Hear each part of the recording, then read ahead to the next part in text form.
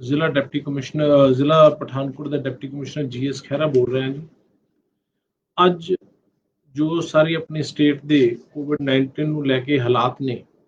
ਉਹਨਾਂ ਦੇ ਵਿੱਚ ਜ਼ਿਲ੍ਹਾ ਪਠਾਨਕੋਟ ਦੀ ਇਸ ਵੇਲੇ ਮੌਜੂਦਾ ਸਥਿਤੀ ਕੀ ਹੈ, ਹੁਣ ਤੱਕ ਅਸੀਂ ਕੀ ਕੁਝ ਕਾਰਵਾਈ ਕੀਤੀ ਹੈ, ਕੀ ਆਪਣੀ ਤਿਆਰੀ ਕੀਤੀ ਹੈ,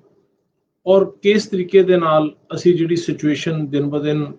ਬਦਲਦੀ ਹੈ ਜਾਂ ਜਿਹੜੇ ਚੈਲੰਜਸ ਆ ਰਹੇ ਨੇ ਉਹਨਾਂ ਨੂੰ ਅਸੀਂ ਜਿਹੜਾ ਕਿਸ ਤਰੀਕੇ ਨਾਲ ਉਹਨਾਂ ਚੈਲੰਜਸ ਨੂੰ ਲੈਣਾ ਹੈ, ਉਹਦੇ ਲਈ ਸਾਡੀ ਕੀ ਤਿਆਰੀ ਹੈ, ਕਿਸ ਤਰੀਕੇ ਨਾਲ ਅਸੀਂ ਇਨਫੋਰਸਮੈਂਟ ਕਰ ਰਹੇ ਹਾਂ, ਇਹਦੇ ਬਾਰੇ ਸਾਰੀ ਅੱਜ ਮੈਂ ਜਿਹੜੀ ਜਾਣਕਾਰੀ ਆਪ ਸਾਰਿਆਂ ਨਾਲ ਸਾਂਝੀ ਕਰਨੀ ਹੈ। ਜਿੱਥੋਂ ਤੱਕ ਜ਼ਿਲ੍ਹਾ ਪਠਾਨਕੋਟ ਦਾ ਸਵਾਲ ਹੈ, ਇਹਦੇ ਵਿੱਚ ਮੈਂ ਦੱਸਣਾ ਚਾਹਾਂਗਾ ਤਾਂ ਸਾਡਾ ਜਿਹੜਾ ਇਸ ਵੇਲੇ ਪ੍ਰੈਜ਼ੈਂਟ ਸਟੇਟਸ ਇਹ ਹੈ ਕਿ ਸਾਡੇ ਇਸ ਵੇਲੇ ਐਕਟਿਵ ਜਿਹੜੇ ਪੋਜ਼ਿਟਿਵ ਪੇਸ਼ੈਂਟਸ ਹੈਗੇ ਨੇ ਉਹ 33 ਨੇ ਇਸ ਵੇਲੇ ਕੁੱਲ। ਹੁਣ ਤੱਕ ਜਿਹੜੇ ਕੁੱਲ ਕੇਸਿਸ 263 ਦੇ ਕਰੀਬ ਸਾਡੇ ਰਿਪੋਰਟ ਹੋਏ ਸੀ, ਜਿਨ੍ਹਾਂ ਚੋਂ 221 ਪੇਸ਼ੈਂਟ ਸਾਡੇ ਰਿਕਵਰ ਹੋ ਕੇ ਤੰਦਰੁਸਤ ਹੋ ਕੇ ਘਰ ਵਾਪਸ ਜਾ ਚੁੱਕੇ ਨੇ, ਔਰ ਅਨਫੋਰਚੂਨੇਟਲੀ ਸਾਡੇ 9 ਕੇਸਿਸ ਨੇ ਜਿਹੜੇ ਡੈਥ ਕੇਸਿਸ ਜਿਨ੍ਹਾਂ ਦੀ ਜਿਹੜੇ ਹੈ ਇਸ ਬਿਮਾਰੀ ਨਾਲ ਨਹੀਂ ਲੜ ਪਾਏ, ਔਰ 9 ਕੇਸਿਸ ਡੈਥ ਹੋਈ ਹੈਗੀ ਹੈ। ਅਸੀਂ ਤਕਰੀਬਨ ਹੁਣ ਤੱਕ 9,960 ਸੈਂਪਲਸ ਅਸੀਂ ਹੁਣ ਤੱਕ ਲੈ ਚੁੱਕੇ ਹਾਂ, ਜਿਹਦੇ ਚੋਂ 9,479 ਸਾਡੇ ਸੈਂਪਲਸ ਜਿਹੜੇ ਨੇ ਨੈਗੇਟਿਵ ਆਏ ਨੇ, ਔਰ ਇਸ ਸਾਰੀ ਸੈਂਪਲਿੰਗ ਦੇ ਦੌਰਾਨ ਸਾਡੇ ਕੋਲ 263 ਜਿਹੜੇ ਕੇਸਿਸ ਹੈਗੇ ਨੇ ਟੋਟਲ ਨੋਟਿਸ 'ਚ ਆਏ ਸੀਗੇ।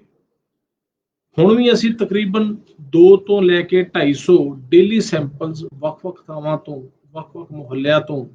ਜਾਂ ਅਸੀਂ ਸਟ੍ਰੈਟੇਜਿਕਲੀ ਜਿੱਥੇ ਸਾਨੂੰ ਲੱਗਦਾ ਹੈ ਕਿ ਵੀ ਇੱਥੇ ਬਿਮਾਰੀ ਦਾ ਸਪਰੈਡ ਹੋ ਸਕਦਾ ਹੈ, ਅਸੀਂ ਉਹਨਾਂ ਥਾਵਾਂ ਤੋਂ ਜਿਹੜੇ ਸੈਂਪਲਸ ਕਲੈਕਟ ਕਰ ਰਹੇ ਹਾਂ, ਔਰ ਉਹਨਾਂ ਸੈਂਪਲਸ ਤੋਂ ਕਲੈਕਟ ਕਰਕੇ ਸਾਨੂੰ ਜਿਹੜਾ ਹੈ ਆਈਡੀਆ ਮਿਲ ਰਿਹਾ ਹੈ ਜਾਂ ਕੁਝ ਪੇਸ਼ੈਂਟਸ ਆ ਰਹੇ ਨੇ ਕਿ ਇਹ ਬਿਮਾਰੀ ਕਿੱਥੇ-ਕਿੱਥੇ ਹੋ ਸਕਦੀ ਹੈ, ਤੇ ਉਸ ਤੋਂ ਬਾਅਦ ਅਸੀਂ ਉਹਨਾਂ ਦੀ ਕੰਟੈਕਟ ਟ੍ਰੇਸਿੰਗ ਕਰਕੇ ਫਰਦਰ ਹੋਰ ਕੇਸਿਸ ਨੂੰ ਲੱਭ ਰਹੇ ਹੈਗੇ। ਸੋ ਇਸ ਵੇਲੇ ਪਠਾਨਕੋਟ ਦੀ ਸਥਿਤੀ ਜਿਹੜੀ ਹੈ, ਤੁਹਾਨੂੰ ਯਾਦ ਹੋਏਗਾ ਕਿ ਸ਼ੁਰੂਆਤੀ ਦੌਰ ਦੇ ਵਿੱਚ ਸਾਡੀ ਪਹਿਲੀ ਜਿਹੜੀ ਡੈਥ ਕੋਵਿਡ ਦੀ ਹੈ ਪਠਾਨਕੋਟ 'ਚ ਹੀ ਰਿਪੋਰਟ ਹੋਈ ਸੀ। ਉਸ ਤੋਂ ਬਾਅਦ ਇੱਕਦਮ ਪਠਾਨਕੋਟ ਦੇ ਕੇਸਿਸ ਕਾਫੀ ਵਧੇ ਬਨਿਸਬਤ ਬਾਕੀ ਜ਼ਿਲ੍ਹਿਆਂ ਦੇ, ਲੇਕਿਨ ਫਿਰ ਕੰਟਰੋਲ ਹੋ ਗਏ। ਫਿਰ ਇੱਕ ਫੇਜ਼ ਵਿੱਚ ਆਇਆ ਜਦੋਂ ਅਚਾਨਕ ਬਾਕੀ ਜ਼ਿਲ੍ਹਿਆਂ ਦੇ ਅਜੇ ਕੇਸ ਇੰਨੇ ਨਹੀਂ ਸੀ ਵਧੇ, ਲੇਕਿਨ ਪਠਾਨਕੋਟ ਦੇ ਇੱਕਦਮ 19-20 ਕੇਸਿਸ ਇਕੱਠੇ ਆਏ। ਉਸ ਤੋਂ ਬਾਅਦ ਅਸੀਂ ਫਿਰ ਤੋਂ ਦੁਬਾਰਾ ਆਪਣੀ ਇਹ ਸਾਰੀ ਜਿਹੜੀ ਪ੍ਰਕਿਰਿਆ ਜਾਰੀ ਰੱਖੀ, ਔਰ ਅੱਜ ਦੇ ਦਿਨ ਸਾਡੇ ਕੋਲ ਤਕਰੀਬਨ 3-4 ਕੇਸਿਸ ਡੇਲੀ, ਜਾਂ ਕੱਲ ਸਾਡੇ ਕੋਲ ਇਕੱਠੇ 8 ਕੇਸ ਆਏ ਨੇ, ਔਰ ਨਾਲੋਂ ਨਾਲ ਜਿੰਨੇ ਕੁ ਕੇਸਿਸ ਆ ਰਹੇ ਨੇ ਉਨੇ ਹੀ ਰਿਕਵਰ ਹੋ ਕੇ ਵਾਪਸ ਜਾ ਰਹੇ ਆ। ਸੋ ਇਸ ਵੇਲੇ ਤੱਕ ਸਥਿਤੀ ਸਾਡੀ ਜਿਹੜੀ ਹੈ ਪਠਾਨਕੋਟ ਜ਼ਿਲ੍ਹੇ ਦੀ ਕਾਫੀ ਕੰਟਰੋਲ 'ਚ ਹੈ,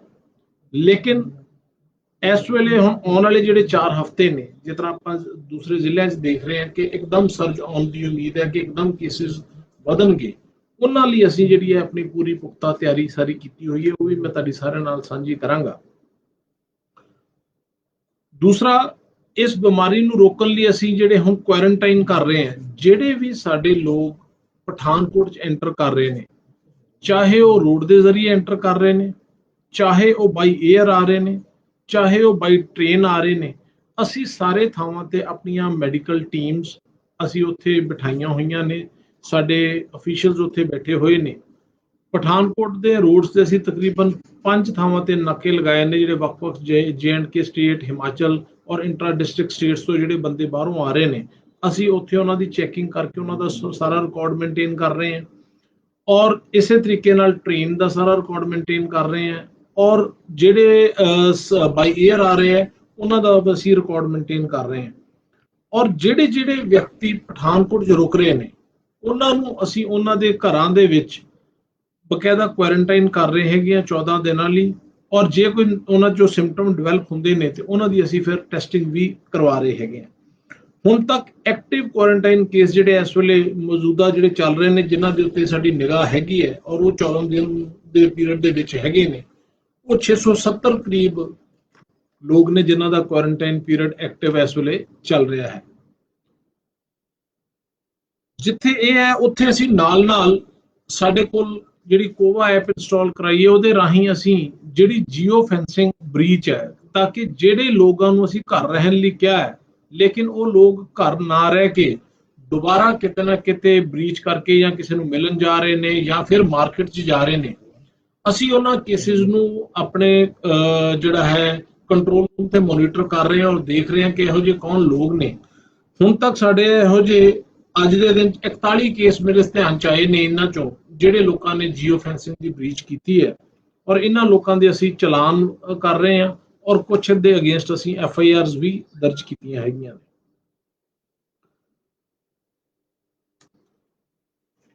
रोड वाइज जे देखा जाए ਸਾਡੇ ਕੋਲ रोड बाई ਹੁਣ तक ਜਿਹੜੇ लोग आ रहे ने, तकरीबन ਸਾਡੇ ਕੋਲ डेली ਜਿਹੜਾ है ट्रैफिक ਜਿਹੜੀ ਲੰਘ ਰਹੀ है ਸਾਡੇ ਨਾਕਿਆਂ ਤੋਂ, ट्रक्स तकरीबन 1000 ਦੇ ਕਰੀਬ ट्रक्स आ रहे हैं जिन्हों ਨੂੰ ਅਸੀਂ मेन रोड्स ਤੋਂ ਜਾਣ ਦੀ ਆਗਿਆ ਦੇ ਰਹੇ हैं। 4 व्हीलर्स तकरीबन 7000 ਦੇ ਕਰੀਬ ਨੇ,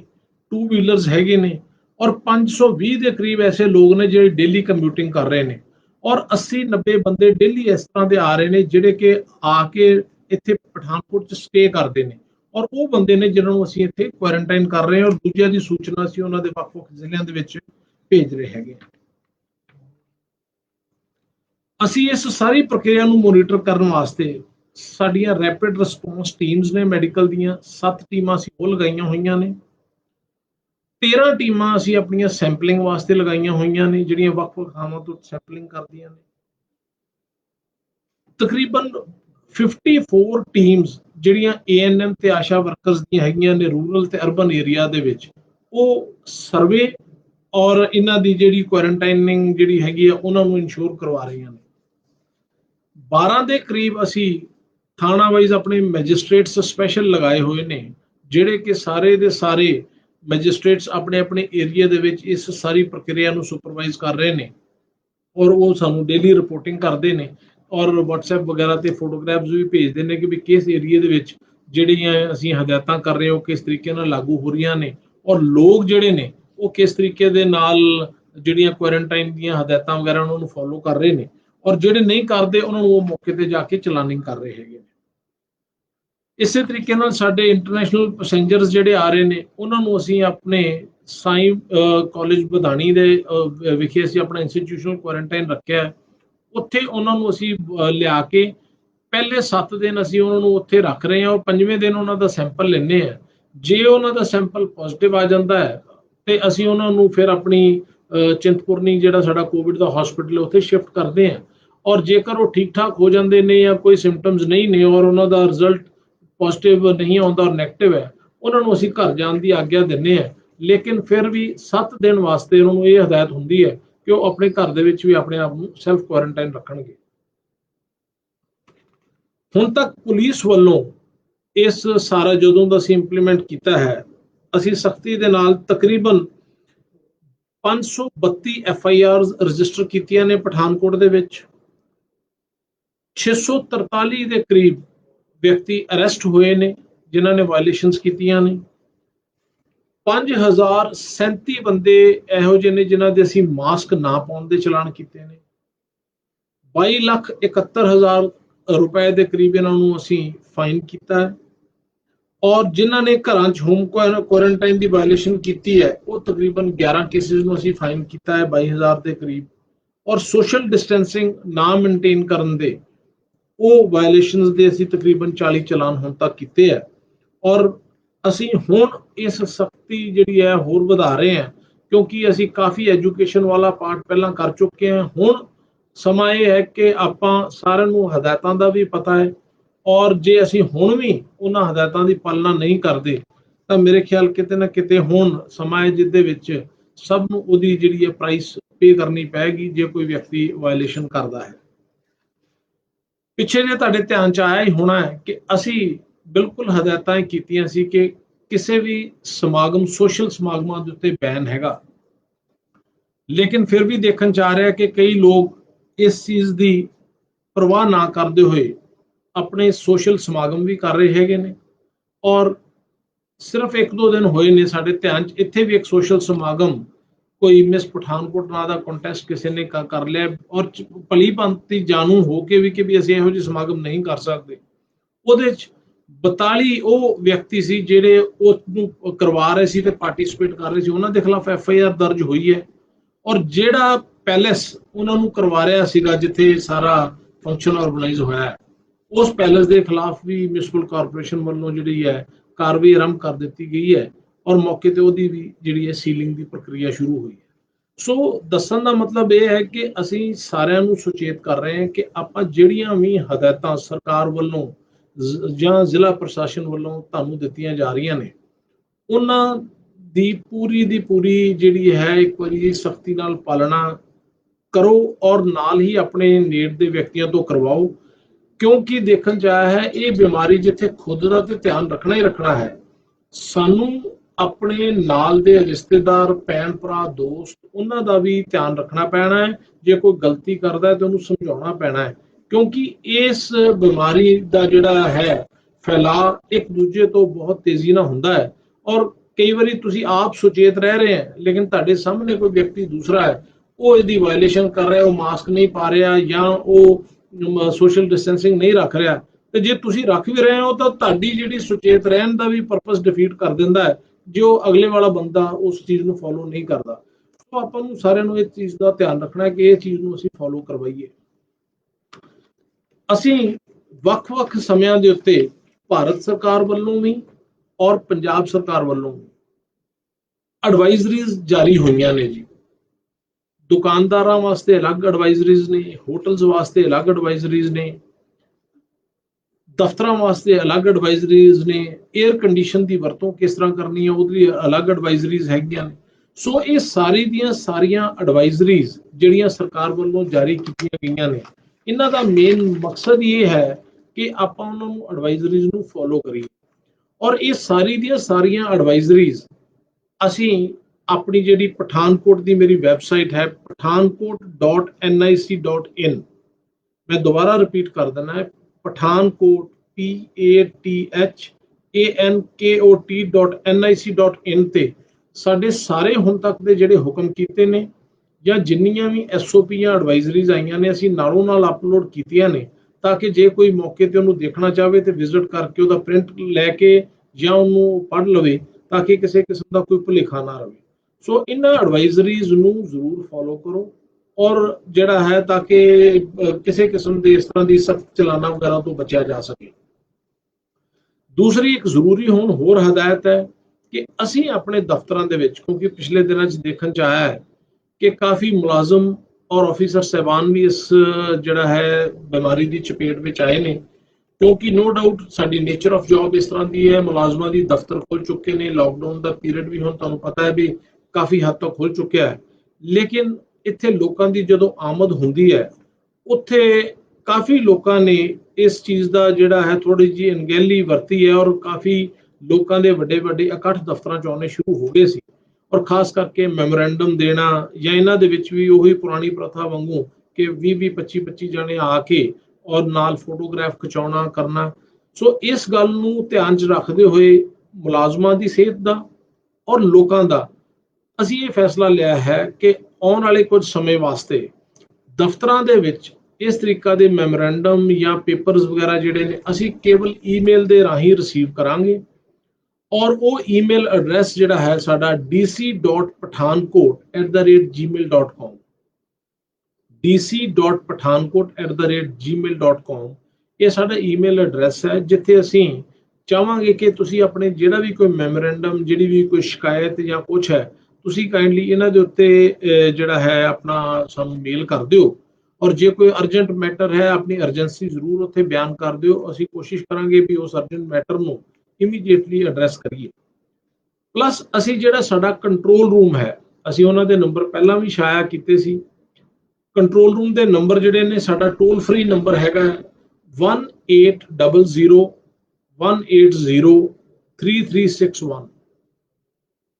आई रिपीट 1800-180-3361। ये साडा टोल फ्री नंबर है कंट्रोल रूम का। ये कंट्रोल रूम मेरे DC ऑफिस स्थापित है। जे किसी नूं किसी किस्म की सूचना या किसी की कोई जानकारी लैनी हो इन्हां नंबरां दे उत्ते इत्थे संपर्क कर सकता है। वैसे तो असी अपने मुलाजमां नूं ट्रेनिंग भी दी है, दस्सिया भी, लेकिन कई बार हर सबजैक्ट बारे हर मुलाजम नूं नहीं पता हुंदा। तुसीं अपनी क्वेरी इत्थे दस दिओ, नंबर टैलीफोन नोट हो जाते हैं ਤੇ ਇਮੀਡੀਏਟਲੀ ਇਹ ਤੁਹਾਨੂੰ ਉਸ ਸਬਜੈਕਟ ਬਾਰੇ ਜਾਣਕਾਰੀ ਜਾਂ ਸੂਚਨਾ ਵਾਪਸ ਫੋਨ ਕਰਕੇ ਵੀ ਤੁਹਾਨੂੰ ਮੁਹੱਈਆ ਕਰਵਾ ਦੇਣਗੇ। 2 ਨੰਬਰ ਹੋਰ ਹੈਗੇ ਨੇ ਜਿਹੜੇ ਮੇਰੇ ਦਫ਼ਤਰ ਇਸ ਵੇਲੇ ਟੋਲ ਫ੍ਰੀ ਤੋਂ ਇਲਾਵਾ ਚੱਲ ਰਹੇ ਨੇ, ਉਹ ਵੀ ਕਾਈਂਡਲੀ ਨੋਟ ਕਰ ਲਓ। 0186 234 5542। ਰਿਪੀਟ ਕਰਦਾ ਹਾਂ, 0186 234 5542। दूसरा नंबर है 0186 234 6642। 0186 234 6642। ਇਹ ਸਾਰੇ ਕੰਟਰੋਲ ਰੂਮ ਦੇ ਨੰਬਰ ਨੇ, ਤਾਂ ਕਿ ਤੁਹਾਡਾ ਕਿਸੇ ਕਿਸਮ ਦਾ ਕੋਈ ਕੰਪਲੇਂਟ ਹੈ ਜਾਂ ਕੋਈ ਜ਼ਰੂਰਤ ਹੈ, ਤੁਸੀਂ ਇਹਨਾਂ ਨੰਬਰਾਂ ਤੇ ਵੀ ਸੰਪਰਕ ਕਰ ਸਕਦੇ ਹੋ ਔਰ ਇਹ ਨੰਬਰਾਂ ਦੇ ਉੱਤੇ ਤੁਹਾਨੂੰ ਲੋੜੀਂਦੀ ਜਿਹੜੀ ਹੈ ਹੈਲਪ ਉਹ ਮੁਹੱਈਆ ਕਰਵਾ ਦਿੱਤੀ ਜਾਏਗੀ। ਸੋ ਇਹ ਸਾਰੀਆਂ ਚੀਜ਼ਾਂ ਜਿਹੜੀਆਂ ਮੈਂ ਹੁਣ ਤੁਹਾਨੂੰ ਦੱਸੀਆਂ ਨੇ, ਇਹ ਸਾਡਾ ਹੁਣ ਤੱਕ ਦਾ ਸਟੇਟਸ ਜਿਹੜਾ ਹੈ ਆਪਣਾ ਪਠਾਨਕੋਟ ਦਾ ਹੈਗਾ ਹੈ। ਔਰ ਇਹਦੇ ਵਿੱਚ ਮੈਂ ਤੁਹਾਨੂੰ ਦੱਸਣਾ ਚਾਹਾਂਗਾ ਕਿ ਜਦੋਂ ਅਸੀਂ ਸ਼ੁਰੂ 'ਚ ਤਿਆਰੀ ਆਪਾਂ ਸ਼ੁਰੂਆਤ ਕੀਤੀ ਸੀ, ਸਾਡੇ ਕੋਲ ਉਦੋਂ ਤਕਰੀਬਨ 50 ਬੈੱਡ ਸੀਗੇ ਕੋਵਿਡ ਦੇ ਜਿਹੜੇ ਅਸੀਂ ਯੂਜ਼ ਕਰਦੇ ਸੀ ਜਾਂ ਸਾਡੀ ਤਿਆਰੀ ਸੀ। ਇਸ ਸਮੇਂ ਦੌਰਾਨ ਅਸੀਂ ਆਪਣੀ ਜਿਹੜੀ ਫੈਸਿਲਿਟੀ ਦੀ ਕਪੈਸਿਟੀ ਹੈ, ਲੈਵਲ 1, ਲੈਵਲ 2 ਤੇ ਲੈਵਲ 3, ਇਹ 3 ਤਰ੍ਹਾਂ ਦੀਆਂ ਫੈਸਿਲਿਟੀਜ਼ ਹੈਗੀਆਂ ਨੇ ਜਿਨ੍ਹਾਂ 'ਚ ਸਾਡੇ ਕੋਵਿਡ ਦੇ ਪੇਸ਼ੈਂਟਸ ਉਹਨਾਂ ਦੇ ਸਿੰਪਟਮਸ ਮੁਤਾਬਕ ਰੱਖੇ ਜਾਂਦੇ ਨੇ। ਸੋ ਇਹਦੇ ਬਾਰੇ ਵੀ ਮੈਂ ਥੋੜੀ ਤੁਹਾਨੂੰ ਜਾਣਕਾਰੀ ਦੇ ਦਿਆਂ ਤਾਂ ਕਿ ਆਪਾਂ ਨੂੰ ਪਤਾ ਹੋਵੇ ਕਿ ਵੀ ਸਾਡੀ ਕਪੈਸਿਟੀ ਵੀ ਕਿੰਨੀ ਹੈ ਔਰ ਸਾਡੇ ਕੋਲ ਸਫੀਸ਼ੀਐਂਟ ਇੰਤਜ਼ਾਮ ਵਗੈਰਾ ਹੈਗੇ ਨੇ ਸਾਰੇ। ਸਾਡੇ ਕੋਲ ਪਹਿਲਾਂ ਸਿਰਫ 50 ਬੈੱਡ ਸੀਗੇ, ਹੁਣ ਆਪਣੇ ਕੋਲ ਤਕਰੀਬਨ 500 ਬੈੱਡ ਦੇ ਕਰੀਬ ਇਹ ਫੈਸਿਲਿਟੀ ਇਸ ਵੇਲੇ ਅਵੇਲੇਬਲ ਹੋ ਚੁੱਕੀ ਹੈ। ਅਸੀਂ ਉਹ 500 ਬੈੱਡ ਜਿਹੜੇ ਹੈ ਅਸੀਂ ਚਿੰਤਪੁਰਨੀ ਮੈਡੀਕਲ ਕਾਲਜ ਦੇ ਵਿੱਚ ਲੈਵਲ 1 ਲਈ ਤਕਰੀਬਨ 100 ਬੈੱਡ ਹੈ। ਲੈਵਲ 1 ਉਹ ਹੈ ਵੀ ਜਿਹੜੇ ਬਿਲਕੁਲ ਹੀ ਜਿਹੜੇ ਮਾਈਲਡ ਪੇਸ਼ੈਂਟਸ ਨੇ ਜਾਂ ਉਹਨਾਂ ਨੂੰ ਕੋਈ ਸਿੰਪਟਮਸ ਵੀ ਨਹੀਂ ਲੇਕਿਨ ਕੋਵਿਡ ਪੋਜ਼ਿਟਿਵ ਨੇ। ਲੈਵਲ 2 ਉਹ ਹੈ ਵੀ ਜਿੱਥੇ ਕੁਝ ਸਿੰਪਟਮਸ ਆ ਜਾਂਦੇ ਨੇ ਜਾਂ ਉਹਨਾਂ ਨੂੰ ਬੁਖਾਰ ਹੈ ਜਾਂ ਅਜਿਹੇ ਪੇਸ਼ੈਂਟ ਨੇ ਜਾਂ ਜਿਨ੍ਹਾਂ ਨੂੰ ਕੋਈ ਕਿਡਨੀ,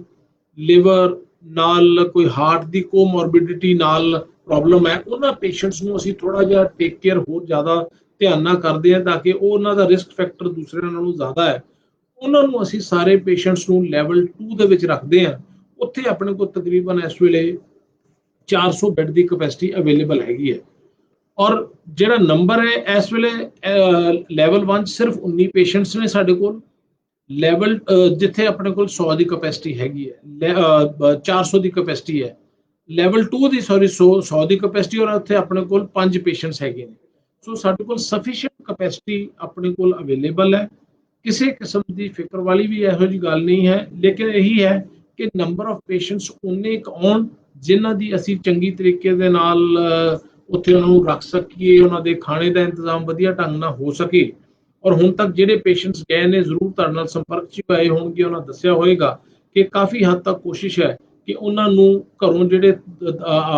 7-8 ਦਿਨ ਦੂਰ ਰਹਿਣਾ ਪੈਂਦਾ ਹੈ, ਉਹਨਾਂ ਨੂੰ ਇਹ ਨਾ ਮਹਿਸੂਸ ਹੋਵੇ ਕਿ ਅਸੀਂ ਕਿਸੇ ਐਸੀ ਫੈਸਿਲਿਟੀਜ਼ ਹਨ ਜਿੱਥੇ ਉਹਨਾਂ ਦੀ ਪ੍ਰੋਪਰ ਟੇਕ ਕੇਅਰ ਨਹੀਂ ਹੋ ਰਹੀ। ਸੋ ਉਮੀਦ ਹੈ ਕਿ ਆਪਾਂ ਇਸ ਜਿਹੜੀ ਬਿਮਾਰੀ ਦੇ ਦੌਰ 'ਚ ਪ੍ਰੋਪਰ ਢੰਗ ਨਾਲ ਹਰ ਚੀਜ਼ ਨਾਲ ਜਿਹੜਾ ਹੈ ਲੜ ਵੀ ਪਾਵਾਂਗੇ। ਸਿਰਫ ਤੇ ਸਿਰਫ ਸਹਿਯੋਗ ਜਿਹੜਾ ਲੋਕਾਂ ਦਾ ਅਸੀਂ ਹੁਣ ਮੰਗ ਕਰ ਰਹੇ ਹਾਂ ਕਿ ਲਾਕਡਾਊਨ ਦਾ ਪੀਰੀਅਡ ਆਪਣਾ ਕਾਫੀ ਹੱਦ ਤੱਕ ਪੂਰਾ ਹੋ ਚੁੱਕਾ ਹੈ। ਕੁਛ ਜਿਹੜੀਆਂ ਗੈਦਰਿੰਗਸ ਦੇ ਉੱਤੇ ਪਾਬੰਦੀਆਂ ਨੇ ਉਹਨਾਂ ਨੂੰ ਸਖਤੀ ਦੇ ਨਾਲ ਲਾਗੂ ਅਸੀਂ ਕਰਵਾ ਵੀ ਰਹੇ ਹਾਂ ਔਰ ਤੁਹਾਡੇ ਤੋਂ ਇਹੀ ਉਮੀਦ ਹੈ ਵੀ ਉਹਨਾਂ ਨੂੰ ਸਖਤੀ ਦੇ ਨਾਲ ਲਾਗੂ ਤੁਸੀਂ ਆਪਣੇ ਆਪ ਤੇ ਕਰਵਾਓ ਔਰ ਨਾਲ ਦੇ ਨੇੜਲਿਆਂ ਨੂੰ ਵੀ ਇਹੀ ਹਦਾਇਤ ਕਰੋ ਕਿ ਵਿਆਹ ਸ਼ਾਦੀ ਤੇ ਹੁਣ ਦੀ ਲਿਮਿਟ 30 ਸਾਡੇ ਨੰਬਰ ਹੈ 30%। ਕਿਸੇ ਵੀ ਵਿਆਹ ਦੇ ਸਮਾਗਮ ਤੇ 30 ਤੋਂ ਵੱਧ ਨਹੀਂ ਹੋਣੇ ਚਾਹੀਦੇ। ਜੇ ਕਿਤੇ ਮਰਗ ਦਾ ਜਾਂ ਕ੍ਰਿਮੇਸ਼ਨ ਦਾ ਉਹ ਹੈ ਸਮਾਗਮ ਹੈ ਜਾਂ ਉੱਥੇ ਜਾਣਾ ਪੈਂਦਾ ਤੇ 20 ਤੋਂ ਵੱਧ ਇਕੱਠ ਨਹੀਂ ਹੋਣਾ ਚਾਹੀਦਾ। ਇਸੇ ਤਰੀਕੇ ਦੇ ਨਾਲ ਜਿਹੜਾ ਬਾਕੀ ਪੈਲੇਸਿਸ ਵਗੈਰਾ ਦੇ ਵਿੱਚ ਜਿਹੜੇ ਹੋ ਰਹੇ ਨੇ ਫੰਕਸ਼ਨ, ਉਹਨਾਂ ਤੇ ਵੀ ਸਾਡੀਆਂ ਸਾਰੀਆਂ ਜਿਹੜੇ ਐਡਵਾਈਜ਼ਰੀਜ਼ ਤੇ SOP ਹੈਗੇ ਆ ਕਿ ਉੱਥੇ ਪ੍ਰੋਪਰ ਸੈਨੀਟੇਸ਼ਨ ਹੋਣੀ ਹੈ, ਉਹ ਸਾਰੀਆਂ ਚੀਜ਼ਾਂ ਨੂੰ ਫੋਲੋ ਕਰੋ। ਔਰ ਈਵਨ ਵਰਕ ਪਲੇਸਿਸ ਤੇ ਵੈਂਟੀਲੇਸ਼ਨ, ਏਅਰ ਕੰਡੀਸ਼ਨਸ ਦੇ ਲੇਟੈਸਟ ਹੁਕਮ ਕੀਤੇ ਨੇ। ਇਹ ਉਮੀਦ ਹੈ ਕਿ ਆਪਾਂ ਇਹਨਾਂ ਸਾਰੇ ਜਿਹੜੇ ਆਰਡਰਸ ਨੇ ਇਹਨਾਂ ਨੂੰ ਆਪਾਂ ਬਹੁਤ ਸੰਜੀਦਗੀ ਦੇ ਨਾਲ ਇਹਨਾਂ ਦੀ ਪਾਲਣਾ ਕਰੀਏ ਔਰ ਆਉਣ ਵਾਲੇ ਦਿਨਾਂ ਦੇ ਵਿੱਚ ਪੁਲਿਸ ਵੱਲੋਂ ਔਰ ਸਾਡੇ ਮੈਜਿਸਟ੍ਰੇਟਸ ਵੱਲੋਂ ਇਹ ਸਖਤੀ ਇਸੇ ਤਰੀਕੇ ਨਾਲ ਜਾਰੀ ਰਹੇਗੀ ਔਰ ਹੋਰ ਵਧਾਈ ਜਾਏਗੀ, ਕਿਉਂਕਿ ਦੇਖਣ ਚ ਆਇਆ ਹੈ ਕਿ 90-95% ਲੋਕ ਬਹੁਤ ਸੰਜੀਦਾ ਤਰੀਕੇ ਦੇ ਨਾਲ ਆਪਣੇ ਬੱਚਿਆਂ ਨੂੰ ਵੀ ਸਮਝਾ ਕੇ ਖੁਦ ਵੀ ਫੋਲੋ ਕਰ ਰਹੇ ਨੇ, ਲੇਕਿਨ ਕਿਤੇ ਨਾ ਕਿਤੇ ਸਮਾਜਿਕ ਤੌਰ ਦੇ ਉੱਤੇ ਕੁਝ ਬੰਦੇ ਹਮੇਸ਼ਾ ਹੀ ਹੋਇਆ ਕਰਦੇ ਨੇ ਕਿ ਜਿਹੜੇ ਬੇਪਰਵਾਹੀ ਵਰਗਾ ਰਵੱਈਆ ਦਿਖਾਉਂਦੇ ਨੇ, ਔਰ ਉਹ ਬੇਪਰਵਾਹੀ ਜਿਹੜੀ ਹੈ ਉਹ ਬਾਕੀਆਂ ਨੂੰ ਮਹਿੰਗੀ ਪੈਂਦੀ ਹੈ। ਔਰ ਇਸੇ ਤਰੀਕੇ ਨਾਲ ਹੋ ਰਿਹਾ ਹੈ ਕਿ ਕੁਝ ਬੇਪਰਵਾਹ ਲੋਕ ਜਿਹੜੇ ਨੇ ਉਹ ਇਹਨਾਂ ਚੀਜ਼ਾਂ ਦੀ ਫੋਲੋ ਨਹੀਂ ਕਰ ਰਹੇ। ਉਹਨਾਂ ਲਈ ਇਹ ਬੜਾ ਸਖਤ ਮੈਸੇਜ ਹੈ ਕਿ ਅਸੀਂ ਮੈਂਡੇਟਰੀ FIRs ਹਦਾਇਤ ਹੋਈ ਹੈ ਸਰਕਾਰ ਵੱਲੋਂ ਕਿ ਕਿਤੇ ਵੀ ਕੋਈ ਜਿਹੜਾ 5 ਬੰਦਿਆਂ ਤੋਂ ਵੱਧ ਦਾ ਇਕੱਠ ਹੁੰਦਾ ਹੈ ਜਾਂ ਲੋਕ ਹਦਾਇਤਾਂ ਦੀ ਪਾਲਣਾ ਨਹੀਂ ਕਰਦੇ, ਉੱਥੇ ਮੈਂਡੇਟਰੀ FIR ਦਰਜ ਹੋਏਗੀ। ਸੋ ਮੇਰੀ ਇਹ ਬੇਨਤੀ ਹੈ ਕਿ ਤੁਸੀਂ ਪ੍ਰਸ਼ਾਸਨ ਦਾ ਸਹਿਯੋਗ ਕਰੋ ਔਰ ਇਹ ਨੌਬਤ ਨਾ ਆਵੇ ਕਿ ਸਾਨੂੰ ਜਿਹੜਾ ਹੈ ਬੱਚਿਆਂ ਦੇ ਖਿਲਾਫ, ਲੜਕਿਆਂ ਦੇ ਖਿਲਾਫ, ਜਿਨ੍ਹਾਂ ਦਾ ਆਉਣ ਵਾਲੇ ਸਮੇਂ ਦੇ ਵਿੱਚ ਕੋਈ ਜੌਬ ਲੈਣੀ ਹੈ, ਕੈਰੀਅਰ ਹੈ, ਉਹਨਾਂ ਦੇ ਖਿਲਾਫ ਸਾਨੂੰ FIR ਵਗੈਰਾ ਦਰਜ ਕਰਨੀ ਪਏ। ਸੋ ਇਸ ਸਥਿਤੀ ਨੂੰ ਆਪਾਂ ਜਿਸ